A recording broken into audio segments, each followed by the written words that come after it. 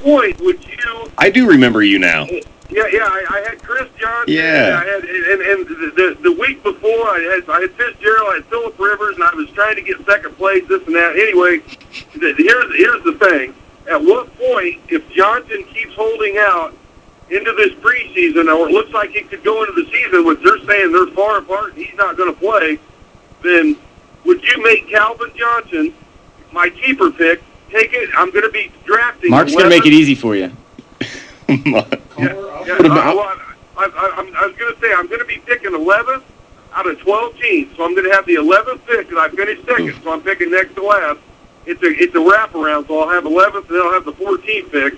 But it's a one-year keeper, so there's going to be 12 guys off the board before. There's going to be 23 guys off the board before I even make my first pick. I'll tell you, this is interesting because I have the same problem. I have Chris Johnson as one of my keepers. We keep two. I've come to the decision yesterday or the day before. I am going to let Chris Johnson go.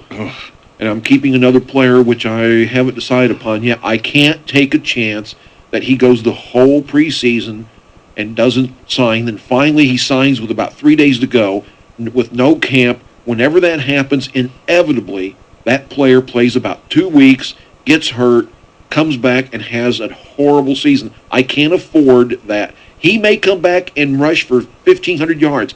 I'm not taking the chance. Calvin Johnson, to me, would be a fine backup to keep. I know a lot of people are going to just, I can hear them screaming now, but I'm sorry. I just can't do it. I won't, and I think you've got a good idea. No, the way I was looking at it is I'm going to be picking the 11th. I'm going to have, like I said, 23 guys off the board. So I'm going to try to end up with a quarterback, running back, and a receiver with those first three one way or the other. Right. You see what I'm saying? Yes. I figure I could get Calvin Johnson. I'd probably get Phillip Rivers if I wanted to. I had last year again, and maybe not maybe it's still a top tier running back. What other options could you do you possibly have for a keeper? Is that basically it? Chris Johnson, Calvin Johnson. Is there a significant drop off? Well, here you go. I could keep Phillip Rivers. Oh, yeah.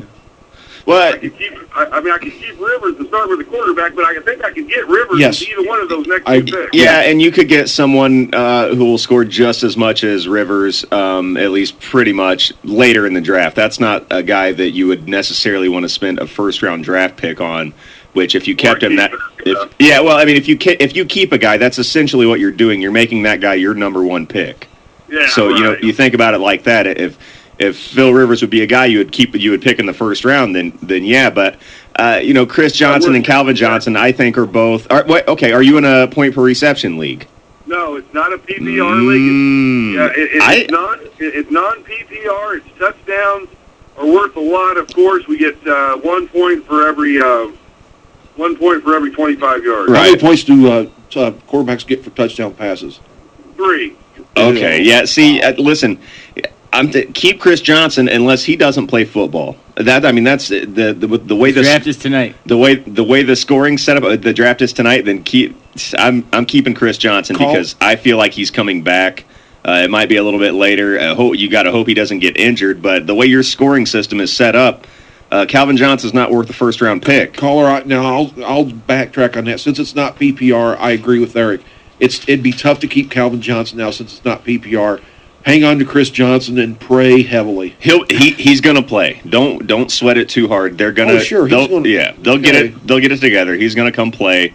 He doesn't get the touches in preseason. It might take him a week or two to kick the rust off, but go ahead. Don't sweat it too hard, man. You'll be all right with Chris Johnson. It's kind of a dilemma though, because I figure neither one of those guys I will be able to get with my first pick. Whichever one I don't keep, I'm probably not going to be able to get the other one. So. Yeah, you're probably right about that. Yeah, but in a non-PPR league, you can get another receiver. You can, and it's a lot easier to replace than a guy like Chris Johnson. Yeah, well, I appreciate it, guys. Are you guys going to be on here every Sunday? Every Sunday, 2 hours, 2.5 when the Bears play at noon. Man, this is going to be great. I know. Out to church early. I get out of church, call you guys a couple hours. You guys right into the pregame and into the game. This is going to be wonderful. All right, boy. We're excited too, man. Thanks. All right, man. Hey, thank you, guys. I appreciate it. No No problem. sweat. Thanks for the call. 529-1450, 529-1450. We're excited about it, too. We're glad the listeners are excited about it. It is fantasy football time. We do need to step aside. We will bring you our rankings, though, at each and every position. And we'll go 3 and out next on Sports Radio 1450. This is Fantasy Football 101. Is Ringhausen Imports